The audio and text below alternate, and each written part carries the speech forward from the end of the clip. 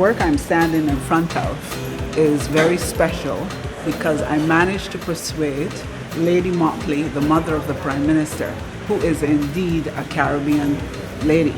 She was born in Carriacou, and through her father's work she traveled throughout the region, and now her daughter is Prime Minister of Barbados. You can't get better than that. But I always felt that she hid her light under a bushel, in the sense that the public does not know, most of the public don't know, that she is a sculptor.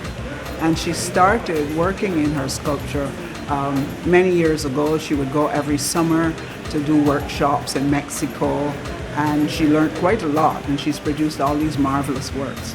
So I'm so pleased that she agreed to share them with the public, and maybe she'll have a wider exhibition at a future time.